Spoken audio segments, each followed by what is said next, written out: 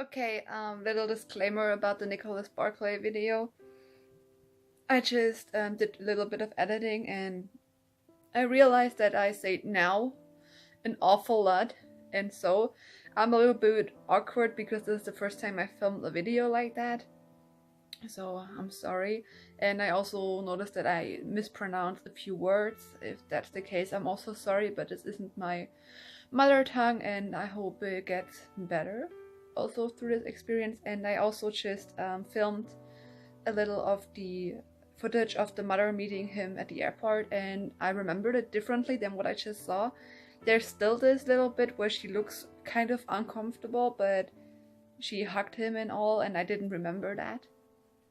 So maybe I just interpreted it as creepy, or not the way I would have expected her to respond, but she actually did hug him and all and wipe tears, so I'm still going to include it, but I just wanted to give that little disclaimer that I just realized it myself. Okay, thank you. Hey guys, welcome back to my YouTube channel. So today is going to be my first true crime video. True crime is a big passion of mine. Like, I always listen to true crime videos, podcasts at work, and it's just so interesting. And to me, I don't know, it's such a big passion of mine. And I don't mean any disrespect towards any of the families or the victim, obviously, but it's always important to spread awareness about cases, and I'm going to try to focus on cases from all around the world. Obviously, I'm from Germany, so I will cover some German cases, but I always want to include cases from everywhere, not just focus on one country. But obviously it's going to be a bit harder with translation if it's a different language than German or English. Anyway, today's case is a pretty well-known case. If you're into true crime, you probably know about this case, but you probably know about it because of the whole imposter story. And that's kind of an issue with me. Obviously not every video and every article is like that, but I've seen a lot of videos and documentaries and articles that really focus on the imposter story. And I understand why. It's a very weird, bizarre, interesting case. It's very interesting, but I always felt like the actual issue that a child has gone missing is kind of being overshadowed by the imposter story. So my video is going to focus more on Nicholas Barclay. I'm obviously quickly going to mention the whole imposter situation, but I'm not going to go into detail because this is supposed to be about Nicholas Barclay. And it doesn't matter to me if he's a troublemaker, because I've seen that too, that as soon as the victim of a crime or the person that went missing isn't a perfect angel, troublemaker, drug use, sex worker, mental illness even, that a lot of people seem to act like it doesn't matter as much because of that, and I frankly think that's quite disgusting. So I don't care if he was a troubled child, he's still a child that's been missing for years. So just putting that out there. And also a disclaimer, I obviously use the internet for my research, so if I make any mistakes, please feel free to correct them in the comments, but please be friendly.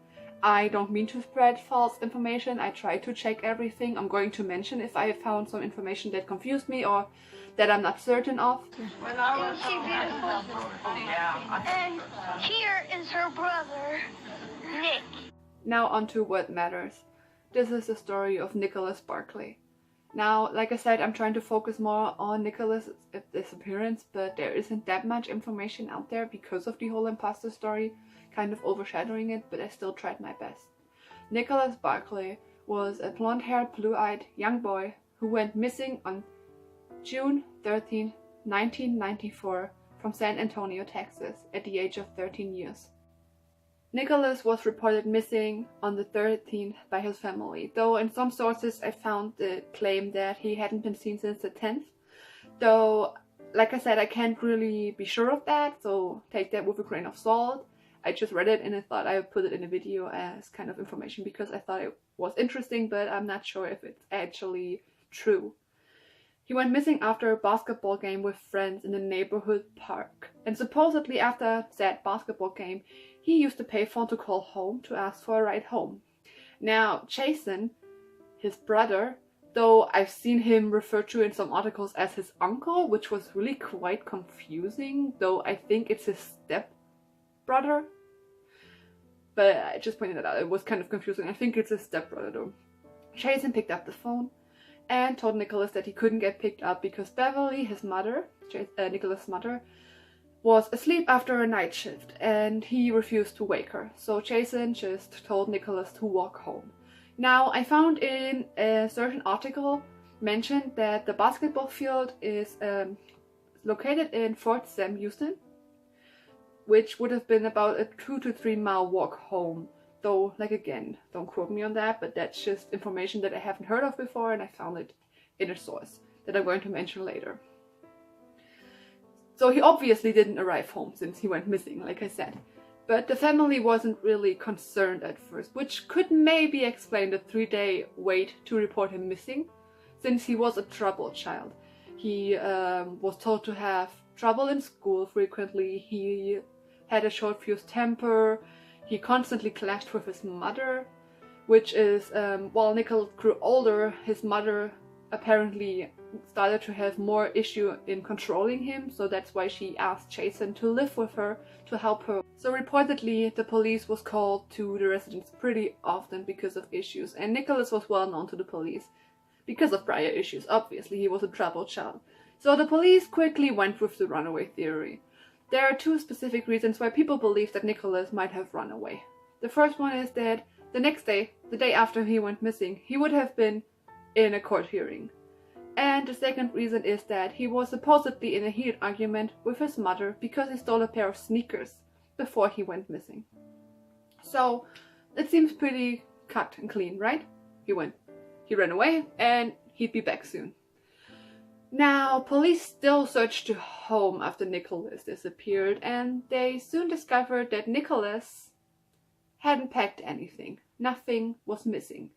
And that he had supposedly only $5 on his person when he disappeared. So that seemed to be a big issue with the whole runaway theory. It just didn't seem as plausible anymore. Police literally had no leads to go off on, no sightings, nothing. But since they figured out that Nicholas had no means to run away, they changed his case from a runaway to a missing persons case. Now, like I said before, the police had no leads, nothing to go off on. They didn't know where to start, they didn't know where to look. Now, 3 months after Nicholas disappeared, on the 25th of September 1994, something weird happened. Jason, his stepbrother, called the police, claiming to have witnessed Nicky trying to break into their garage. Now, though, he was claiming that Nicky fled before anybody else could see him and before the police arrived. So Jason was the only person who supposedly saw Nicholas that day. After the apparent sighting, police searched the neighborhood and found nothing. Police was already suspicious back then, but nowadays I think they're pretty sure that Jason lied about seeing Nicholas. And I saw in a few mentions in sources, in a few different sources, that even Beverly never believed that Jason saw Nicholas. So that's a little weird. So their first lead led to literally nothing. And sadly, months turned into years without a trace of Nicholas Barclay. And now, I'm going to get into the part that I'm just going to talk about briefly. It's part of the story, so I have to incorporate it, but I'm just going to go over it really quickly. If you're interested in this whole imposter story, I would advise you to finish watching my video, because this isn't about me, this is about Nicholas' story. And then look it up. There's plenty of videos, there's plenty of articles, there's a documentary, I think it's on YouTube actually. So you can definitely go after this and find a lot more details. Okay, now onto the imposter. 3 years after Nicholas vanished, he was supposedly found in Spain. Now the weird thing is that the boy that was found in Spain claiming to be Nicholas Barclay actually had brown eyes and very badly dyed blonde hair. Like, it was a pressy blonde, it did not look natural, not pretty, but he had brown eyes, but somehow nobody seemed bothered by that. his sister, Nicholas' sister, was sent to Spain, and I've read in a few sources that her workplace actually paid for the plane ticket for her, which, if that's true, that's really sweet. I just had to mention that. That's really nice. His sister was sent to Spain to identify Nicholas, and she did so without hesitation. She came there, she saw him, and she hugged him and told everybody that's her brother. So after a few questions, they were sent back to Texas to reunite with the family. And everybody was at the airport to welcome Nicholas back. Except for Jason. Jason was nowhere to be seen. There's also this very eerie video of his mother, Beverly, meeting Nicholas. And it's just the strangest thing I've ever seen. It's so eerie, there's something really off. You can tell that's not the reaction of a mother being reunited with her son that has been missing for 3 years. I will include it if I can find it, but it's just very strange.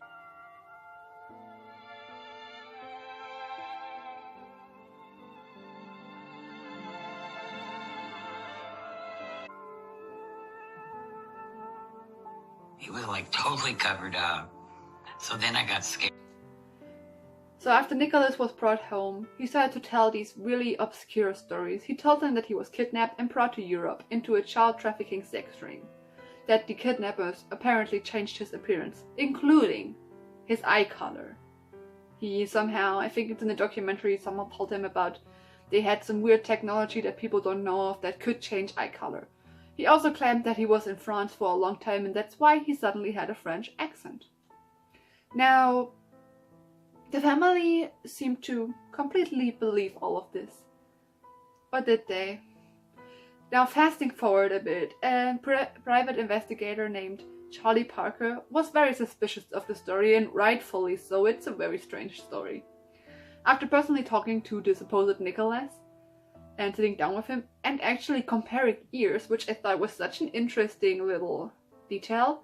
Like, he was sitting there with the supposed Nicholas and looking at a picture of the actual Nicholas and comparing their ears, because he said that ears are a body part that does not age, and he found that they were completely different. And some more investigation. It turns out the boy is not Nicholas. Or a boy for that matter. It's actually Frenchman Frederic Boudin, 23 at the moment, and also known as the Chameleon by Interpol, a well-known criminal that often steals identities. Now everybody's probably like, how did the family not notice this? How did the family believe that this was the 16-year-old Nicholas Barclay? Now Frederick later claimed that the family was well aware of the fact that he was not Nicholas and that they also know what happened to the real Nicholas. He even stated that Beverly herself, the mother, looked at him and asked him who he was and why he was doing that. He ended up straight up accusing the family of murder. The family obviously denies all of these claims and says that Frederick used them in their time of despair. It's really weird. The police started looking into the family more after this because this was just... It was nationwide news. Like, this story broke out and it was everywhere in the media because it's just so strange. The police started to look closer at the family and especially at Jason, and Jason was kind of the main suspect. Now, the weird behavior and weird things that happened after this didn't really help with the suspicion, but I'm going to get more into this in the theories that I'm going to go into now. Now, I gathered all of this information into 3 main theories, and the first one of those is the runaway theory. The family first assumed that he ran away. He was well known by police. He was a troubled child. He had a court hearing the next day to determine if he was going to be sent to a home for juvenile delinquents, and he supposedly had a heated argument with his mother before he disappeared. He's also reported to have run away before by his family. They said that. So these are the things that speak towards this theory, but there are a few things that kind of make it seem less plausible. Nicholas hadn't packed anything before he vanished, and he was supposed to have only $5 on him. You don't get very far with $5 and nothing but the clothes on your back. His previous attempts at running away never lasted for more than a day. He also called to be picked up and brought home, which some might argue could have been him throwing kind of a red herring, or like making his family believe he was planning on coming home. but instead he was planning on running away. Though I kind of feel like that's not very convincing. I don't know, he was only 13 years old, and I don't feel like a 13-year-old would plan that far ahead and make up this whole story of wanting to come home. But there's also obviously the possibility that Nicholas could have hitchhiked, and if he hitchhiked, then anything could have happened. Now, the second theory is going to be even shorter than the first theory, because there's just not a lot of stuff to support the theory, there's not a lot of details, but I still wanted to mention it. And the second theory is foul play by a stranger. Now, he could have possibly hitchhiked, or he could have been kidnapped, obviously. It happens. Children get kidnapped, people get kidnapped. So there's very little to go off on though, because we don't have any details or any sightings or anything. But it's obviously not impossible that a stranger could have seen an opportunity to hurt a 13-year-old boy. His mother also, I saw in one source, claimed that Nicholas was not unknown for getting into a car with a stranger, so he would accept rides with strangers. And you never know who he could have gotten into the car with, so it is definitely a possibility. There's just not a lot to say. It's kind of weird that there were no witnesses, that there's no sighting, no hearing of a struggle, nothing, since it was kind of in a neighborhood. Third and last theory that I have today, which is the most popular theory, the most widely believed theory, the theory that people tend to turn to and point their fingers at and say that's definitely what happened. And that is that the family had something to do with Nicholas's disappearance or murder. Now, the first point here is that Nicholas was always in trouble at home, constantly, like we talked about that, and that already paints a picture of not a very loving and welcoming home life. Then there's the fact that the family took in a complete stranger. There was nothing like Nicholas, which is just suspicious and weird. I mean, to think that you wouldn't recognize your child, and it has only been 3 years, that's a long time, but it's not that long. I mean, some people are missing 18 years and are found, you know what I mean? And then take in this brown-eyed 23-year-old man as your 16-year-old blue-eyed boy is just very suspicious. And obviously Frederick himself later claimed that the family was well aware of what happened to Nicholas and literally accused them of murdering Nicholas. And his weird quotes of them actually asking him why he was doing this and who he was, all of these weird things. But Frederick is also a huge liar. Let's not forget that this is a criminal who often steals identities. So I'm not saying that he's lying, but I also don't believe him, or I don't trust him, rather to say. You shouldn't take his word for face value, that's all I'm saying, because he is a huge liar. Now, the family obviously, like I said, claims that Frederick was lying about all of this and that he definitely used them in the time of despair and gave them false hope. Which could be what happened, but it is still strange. And there's just, in general, a lot of weird behavior from the family. Like, I don't know, it's just really strange to think that the sister, for example, saw him and saw he had brown eyes and he doesn't look like Nicholas, but immediately said it was him. It's just a lot of strange behavior. Then there was Jason's fake call of a sighting of Nicholas to the police, which is also strange, but could be like a red herring, you know, the murderer or the person who has something to do with it kind of telling police, look, he's alive, he's well, I saw him, but there was no trace of him and nobody else saw him. Then Jason not appearing at the airport to greet his missing brother is also kind of strange. I've also heard in the documentary, I think, in a few sources, that Jason apparently avoided being at the house after Nicholas kind of returned. I think he saw him like twice and just wanted nothing to do with him, didn't want to be around him, didn't want to be there, which is, again, very weird and suspicious behavior. Jason was the #1 suspect after all. Like I said, they really thought that he had something to do with it. They questioned him multiple times and everything, and then in 1998 something even stranger and sad happened. Jason suddenly died of a drug overdose. To this day, a lot of people are conflicted about whether he actually accidentally overdosed or if he committed suicide because of guilt. I think he had a drug issue before, so it could definitely be that he was clean and overdosed accidentally. But a lot of people, like I said, tend to think it could have been a suicide because of guilt of what happened with Nicholas.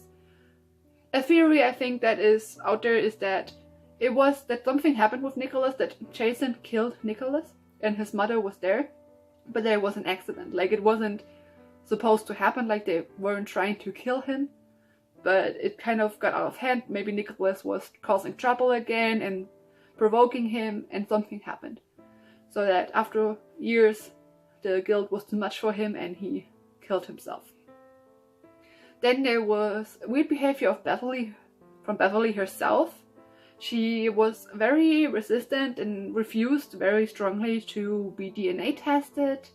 She was supposedly lying on the floor until the police left because they couldn't get her up. So that's kind of strange if you're trying to find your son, but a lot of people think that she might have been scared of it being a drug test, since she was reported a heroin addict, I think, and I heard that she got clean after Nicholas disappeared, but maybe she was using drugs at that time and just was scared of them drug testing her, or she was trying to protect Jason, since maybe Jason did have something to do with it. I don't know. Now, since I'm presenting this, I also have to be neutral, and there are also a few things that kind of go against the theory that the family had something to do with it. One is, for example, the mom did go and get tested. Like, she did, for example, take polygraphs. She passed 2 polygraphs and failed third. Now, polygraphs are not admissible in court. You really shouldn't take them at face value. They're not a good way of telling if somebody is lying or not. They're literally just measuring your body's reaction and stress level to a certain question, which doesn't always give you the correct answers. Then maybe the family was just, I don't know, in denial. Maybe they wanted this to be Nicholas so badly because they were in so much pain. I mean, you can never really know how people will react to tragedy. So that's also a possibility. And then there's just, if Beverly and Jason, or the family in general, knew what happened to Nicholas, and they had something to do with what happened to Nicholas, they murdered him or something, why bring so much attention to yourself?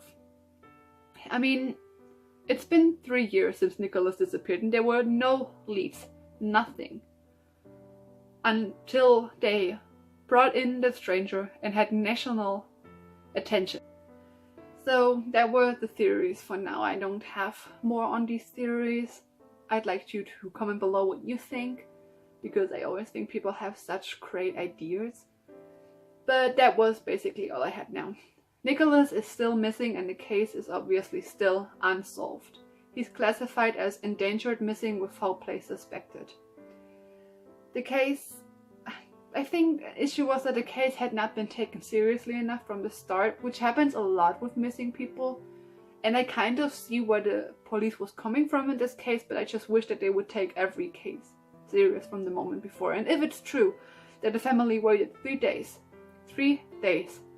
to report him as missing, and somebody actually, a stranger actually did do something to him or took him, that's a lot of missed time. Now, there's just a few questions I have left about this case that I wish I had answers to. The first question I always wondered is, were the kids that he was playing basketball with that day ever questioned?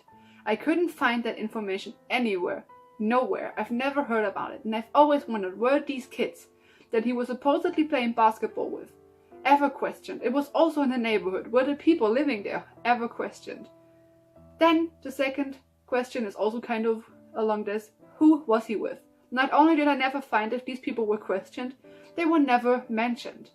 And I do wonder, who was he with? Who were these people? Were they questioned? Who were they? Who was he with when he was at the payphone? Somebody.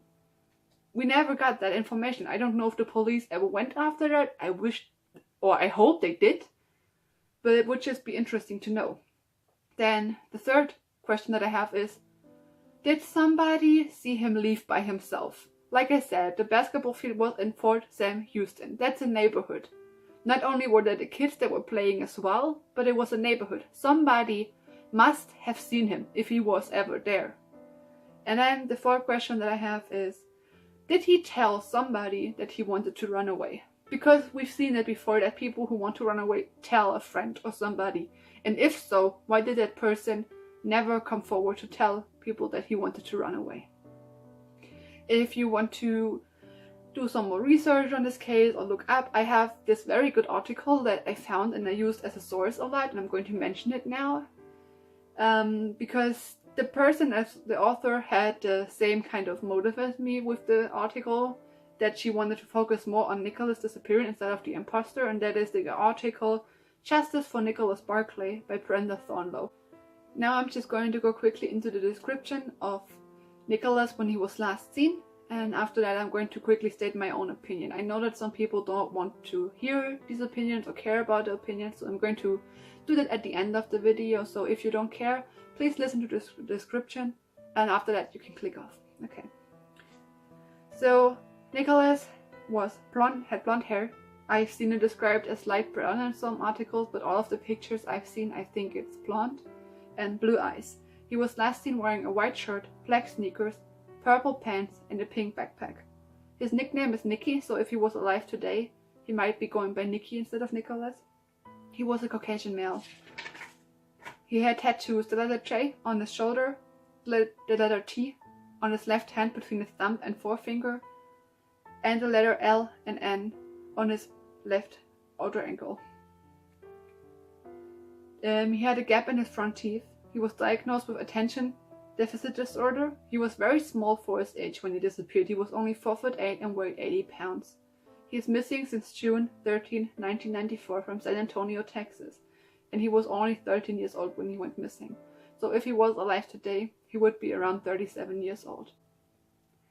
If you know anything about the disappearance of Nicholas Barclay, I suggest you call in to Crime Stoppers. You can give in tips there without letting them know who you are, or you call the San Antonio, Texas Police Department. Quickly onto my opinion. After I watched the docu The Imposter on YouTube the first time, that's the first time I really heard about this case, I was 100% sure the family had something to do with it. The docu really paints it that way. And I see where they're coming from, obviously, but I was 100% sure. At this point, though, I'm not really that sure. You never know how people handle tragedy and weird situations like this and sad situations like this. The sister always seemed very upset, but it could also be that the sister really had nothing to do with it and it was Beverly and Jason, like I mentioned before.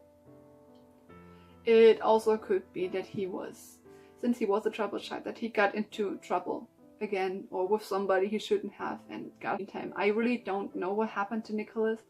I'm scared we'll never know. I hope we will find out and that he will be found, because even if you believe the family did it, maybe they didn't, and then they still deserve to bring him home and know what happened and bury him, and he deserves that. He's a human being. He deserves to be laid to rest and in a respectful manner. It's just so sad to think that this little boy might be out there somewhere in the cold and just discarded off like trash. It's really sad. I hope that someday we might find out what really happened to Nicholas. Anyway, let me know what you think and your theories down in the comments, and thank you for giving Nicholas a moment of your time and listening to these stories. Even if you didn't see anything, it's always important to spread awareness, and I think it's always something that we can learn from these stories, to be more cautious of our surroundings, to be more cautious because of ourselves, to protect ourselves, but also to see and protect other people, to pay more attention. I think you can always learn something from criminal cases. So thank you for watching, and I hope you all have a good day and stay safe. Thank you.